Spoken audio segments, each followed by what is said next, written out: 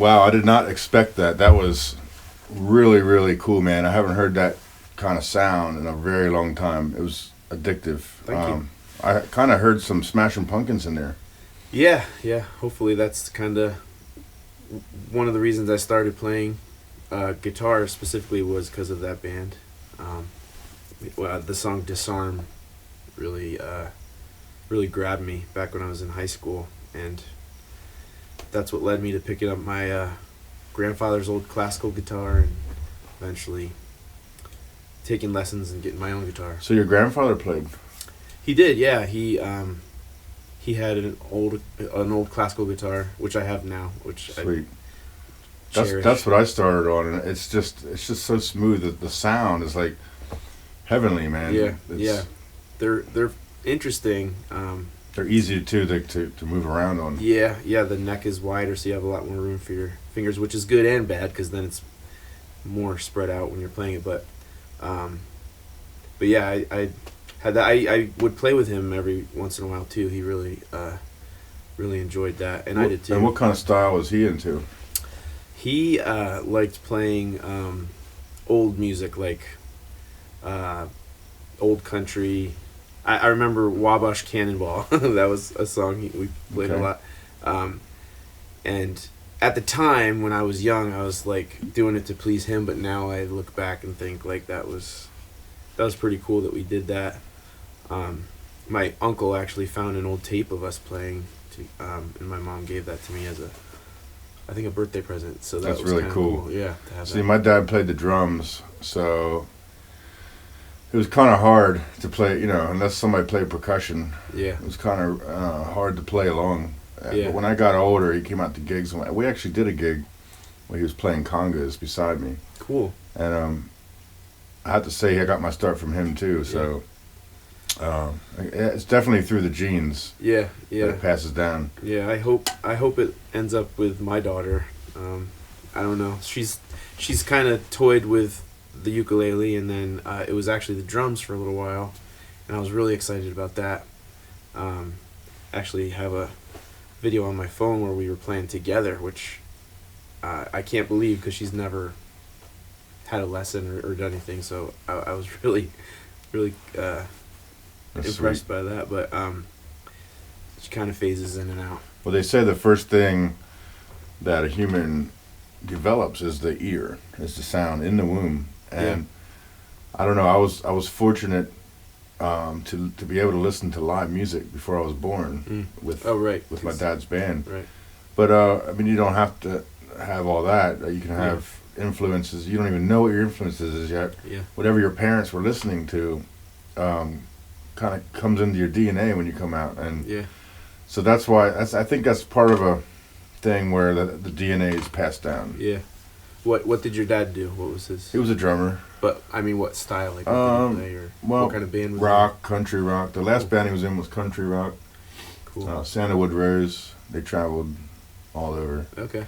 They had a Italian mob guy that was the booking agent, so nobody really said no. Yeah.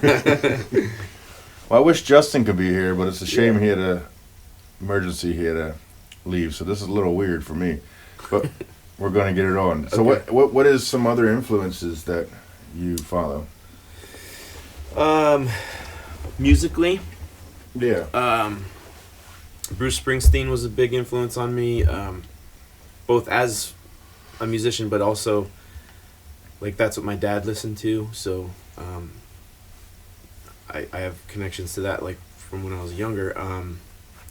I really like John Hyatt, Matt Nathanson, but I also I really like rock music too. So a band like Thrice I really think is cool, and Tool I think is an awesome band.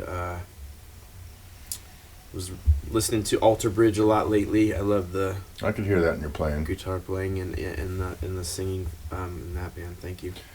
Speaking of guitar playing, that was a full sound that you played with. I mean, I closed my eyes and I was imagining an entire band. It was like, and it's just you and your guitar. I mean, how do you sound so full? It's a really big guitar, though. Yeah? I don't know. I guess it's that that jumbo body size that that does it. I mean, it's a great guitar. I traded in some really good stuff to get that guitar. So I mean, it was like bass, mids, and highs all in one, man, and then a perfect marriage to your voice. yeah, thank you. Yeah. Yeah, I've had it for a while. So What is the process when you start writing music? How do you come up with an idea? Where do you begin? usually with the guitar, something on the guitar catches my ear, and I play it over and over again, and then that inspires me to get words to go with it. That's interesting because we interview quite a few people, and a lot talk about they write the lyrics first, and then they have to come up with some kind of melody with it. But I actually like the way you write, because if you have that structure with the music, you can structure your rhythm and your melody around it as you're writing. Yeah. That's interesting. Yeah. I think it just depends on the person. Unfortunately, I'm not a very lyrical person, so that's the part I struggle with. I wish I had more ability with the words, but it usually starts with the music. Okay. Interesting. So, what are you up to now? Are you writing any albums? You writing any new stuff? Working with anybody? I'm not working with anyone at the moment. Kind of in between, hoping to get into a band again because I missed that. Now, did you start off with a band, or did you start off solo? I started off by myself. Performing out? Yeah. In college, and then I opened for my friend's band at Millersville at a show they did there, and then after that I got into a band, and really I love both, and right now I'm just playing by myself. I miss that, just the sound of those elements, the drums, the bass, the guitars all together. I really miss the collaboration. Now, when you were in the band, were they all a part of writing? Yeah, the first band I was in, the first real band, we all collaborated, and it was awesome. And that was the best instance of creating music I've had with other people, because I think the first time we got together, we wrote a song. So, I mean, it was really special and fun. And what style was that? Was it the same stuff you're doing now, or different? That was, we were compared to a mid-tempo version of Live. Sweet. When we were reviewed, which I thought was a little bit of a dig, but I mean, we were influenced by Live. I mean, our lead singer loved that band. I love Live. Yeah, and Live is a great band. So I mean, and they're local. Yeah, yeah. So it was like that. It was like, I always thought of us as modern rock when we played, but it was definitely rock, the rock side. I really loved it. So I would like to get back to that, but I find now it's harder to find people that are passionate about creating. Like, I guess that's mainly the vein I guess that I've been in, is more of a cover oriented group, and it's just not the same. It's cool because you get gigs, and people, like, it was such a new thing for me to go and play places and people dance when they hear the music, and you kind of feed off that and take that as an energy, that. And it's a shame that we can't make a living on our original stuff, the stuff we love the most, the art that we are. But you have to become this robot and do what the industry wants to dance and move and to get hired. And it's some of the simplest things that people gravitate towards. And you could be writing this phenomenal song that's very, very complicated, and people won't get it. They just don't lock into that. Yeah.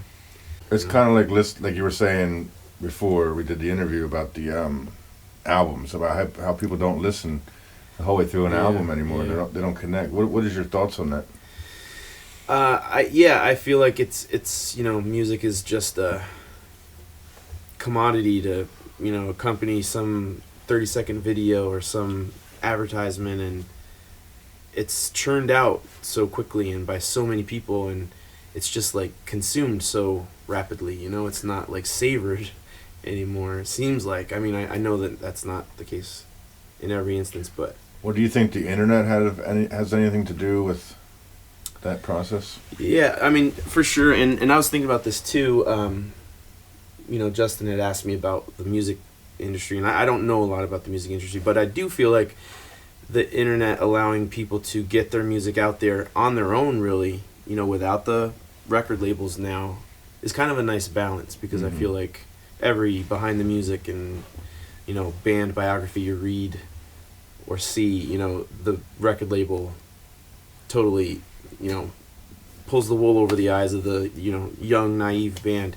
So now it's kind of like balanced out. I think you don't have to have the record label, and I think that's you can have your own record label. You can record at your home. Yeah, kind of cool. But again, the flip side, like we're saying, is just the amount. Like there's so much. Like it's being bombarded. It's overwhelming. You hear a couple clips of a song, and you can't even, you don't even have enough time to really embed that into your soul. You just kind of listening, and it's on to the next song, kind of like Facebook. You're sliding down. This is interesting. Oh, that's cool. I heard that. I'm going to the next thing. You know, it's back in the day we used to go out to the CD store and put a CD on and listen to it from start to finish, and just really get into what that artist was saying. So if you could change anything about the industry for musicians or music in general, what would it be? Well, I'm not really sure about the industry, but I guess like what we were saying before, I wish there was more of an appreciation for original music, and I feel like that was a thing for a time, and now it's not. It's kind of, you know, playing what people want to hear, and there's good things about that, but I wish that there was more of a scene where it was people making their own statements, you know. Yeah. Are you old enough to know about the Blue Star? Yeah. So you remember back in the day when it was like all these great bands, Hexbelt and Juggling Sons, and even Live played in there. Yeah, Weapons for Peace was the band I saw there. That place was awesome because you knew that when you were going to go, you would get great music. It was all original artists, and I think we need more places like that. And I'm hoping after this COVID thing that maybe it'll be a change and a shift in what people want to hear. What, you know, it'd be great if we could start a venue like that. Yeah, I know. I don't know. I just feel like it's not the same. It's just. I think there is people that do. It's just not known. There's a huge respect for original artists, and not just in the festival scene, but there's a huge need for that. It's just not publicized like you think it would be. Yeah, it would probably depends on the area too, I would think.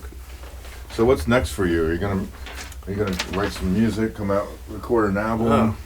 I'm always hoping to write music. I know you said you wanted to start with the band. You want to get up with the band sometime. Yeah. Once it's okay to get together again with groups of people, I would love to do that. But I you know, always am hoping for a new song. I love the process of working it all out and then recording and adding guitars and vocal harmonies and things like that to it. Now, do you have any of these songs you performed today recorded or on an album? Yes, and there's links to some of those songs on SoundCloud. Okay. And I mean, I have some of those songs were pretty old, so I do have them on an album that I did a long time ago. But in terms of new stuff, it's just what I have time to do, and then, you know, when it comes to me. So like, you know, past couple days I've been doing things at home, which has been awesome because I like I said, I love the process, and I'm getting into playing a little more bass now myself, and then figuring out like drums on the computer, so it's kind of cool. So what else do you do besides write music and perform? I'm also a preschool teacher, and I'm a guitar teacher as well. Sweet. Where do you teach at? The Montessori Academy of Lancaster is where I teach for school, and then I just teach guitar privately. Out of your home? At the moment, yeah. I used to go to people's homes to do that, but now I'm doing everything on the iPad. Everything's on. You're doing Skype and yeah. Everything. You don't have in person? I have one student in person because they live close to me, so I figured I'd do that. But yeah, everything's online, and it's surprisingly, I mean, it's been a while now, 8 months or whatever. Mm-hmm. Almost a year. Yeah, and people have dropped out, but I've maintained a decent amount. We're, as teachers that I know, we're some kind of normalcy, and we're not their parents, we're not their teachers from school, and it's just something that, sometimes some people just want to talk, and mm-hmm. we inspire them, and we give them some kind of normalcy and something to look forward every week as a routine. And now I have some students that did back out, and I haven't heard from them since the COVID. Mm-hmm. So I know that once you get out of that routine, it's hard getting back in. Yeah. But it's very, very important for us to keep doing what we're doing. And even if it's financial, I think I've even offered some of my students to help them out, because I want to do this and help people feel inspired and just give them hope through all this stuff, especially the young kids. Just, give them something to do too. Yeah. If you're bored because you can't go anywhere, it's great to be able to play an instrument. Yes. And we have the time. They have the time to do it now. Yeah, right. So that's awesome. Wow, I was super, super inspired by your playing, man. And thank you. I'd love to hear you again. I can't wait to see what's next for you. Thanks very much. Yeah, do you have anything to say to your fans? Just thank you. I appreciate anybody who gives me a like or a listen or a compliment, after a performance, and the people that are there to support me. I really appreciate it. All right, well, hope to see you soon. Okay. And I really, really enjoyed your playing. Thanks. So Thanks for having me. It was awesome. See you next time. If you guys want to donate, the link will be down below. Thank you for watching. See you next time. Hey guys, it's Justin and Jamie from Creative Sound Studios Online. We really appreciate you guys tuning in, subscribing, and watching these local artists perform. We really do this from the bottom of our hearts, and with your support we can continue to help performing artists and musicians. So if you'd like to donate, there's a donate link on the website. Only give what you can. I really think you're going to enjoy what's coming up. And once again, we thank you.